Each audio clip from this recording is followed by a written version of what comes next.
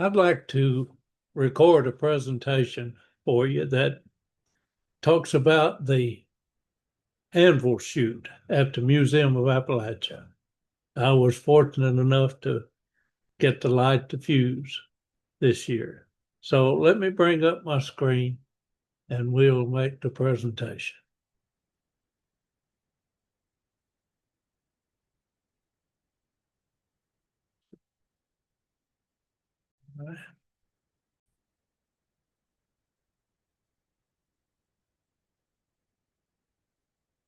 Okay, I think that's got it up for us.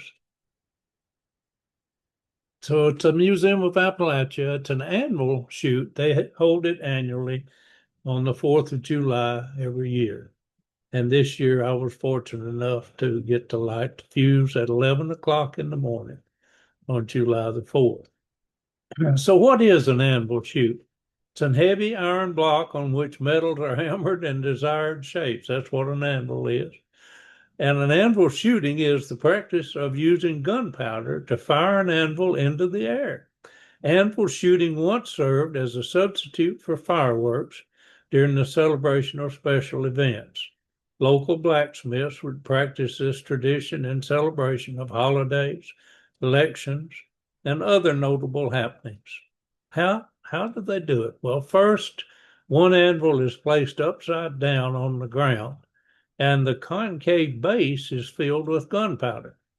Then one end of a long fuse is placed into the gunpowder, while the other end projects out from the anvil. A second anvil is placed right side up on top of the base anvil. The fuse is then lit. Depending on the grade of the gunpowder, the amount used, and the weight of the anvil, when the gunpowder explodes or ignites, the anvil will explode into the air. So that's what happens when you do that. Now, here's what the anvils look like. The one you see that's upside down is the base anvil, and then the other anvil is going to be set on top of it. Now, interestingly enough, when they do this and they shoot it on the hour starting at 10 o'clock in the morning, and I got to do the 11 o'clock shoot, they have people to get behind a roped off area so that they're out of range of where that anvil might go up and come down, because they don't want anybody to get hit by it. So they block off the area to a safe distance and let them watch it from that safety point.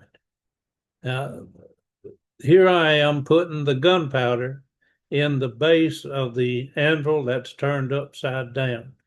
Now you can see, looking down at the bottom, you can see the metal plate that's going to go over that and then put the other anvil on top of it. The other anvil's off to the right there. You can see a part of it. And also notice that little green thing, little string, that's the fuse. It's laying down on that metal plate that they're going to put in there. So that's me lighting it up. So let's watch a little video that'll talk a little more about it and show you how we got to that point. How it's going really high right now. When we previously, when we were having difficulties getting any height off of it, this cavity was not as wide or deep, so the gunpowder would mound up, and so our plate had to have a lip. Now that we've milled this out to where the gunpowder lays flat, we can put a flat plate over it and create a great seal, whereas before we would have a gap. Better seal. Now we have this seal, and now we're getting some really great shots. Now, all right.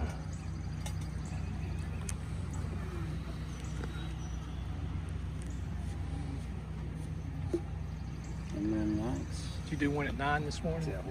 Yeah, at 10 o'clock. 10 o'clock? Yeah. And it was pretty good. Good. Now we're going to unload the top ammo.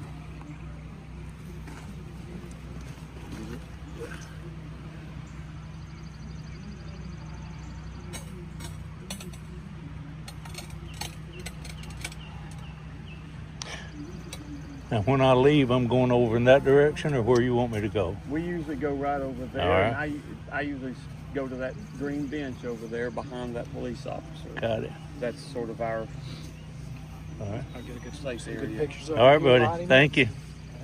Tell me when you're ready. Think we're good? Okay, you can put your phone away, and I got you here, buddy. Ready? We're ready whenever you are.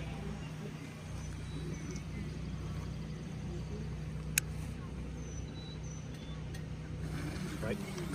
Okay, let's go, Bob.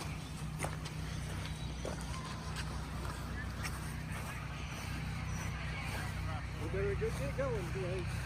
Let's go, bud.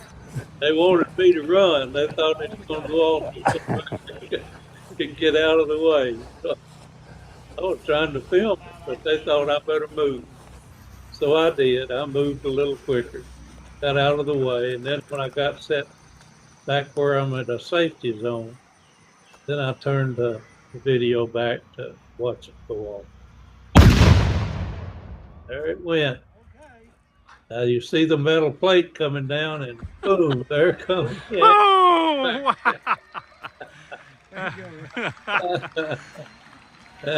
How about that? Good job. So I was watching, and I saw the metal plate go up and come down, but or at least after it went up, I saw it come down. But I missed seeing the anvil come down. Now I saw it in this video, of course, but I missed it when I was doing the video. I didn't see the anvil fall. And it sunk in the ground. I'm going to show you in a minute just how far it went into the ground. And I also took a one of the steels, or made a steel off of one of the shots in the video. And here you can see where the anvil is way up at the top and the metal plate is way off over to the left. And it was what caught my eye, and I watched it come back down. But that anvil, look how high that thing went up in the air before it came back down. And when it hit, it sunk completely into the ground. If you'll notice there, that anvil's upside down and it's completely submerged into the ground. It took two of them to pull that thing back up out of the dirt, out of the ground. And you can see I'm holding that metal plate. It was flat to start with, but now it's got the shape of the gunpowder explosion into the metal plate. So it's got a different shape than it had when it was just laying flat on between those two anvils. Now I want to thank Jim Dotson. Jim was the one that got me connected to get the opportunity to light the fuse on one of the anvils. So I really enjoyed that, and I'm looking forward to maybe getting to do it again next year.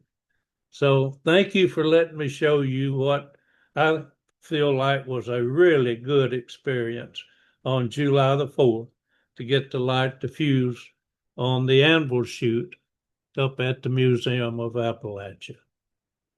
So let's see if I can stop my share. All right.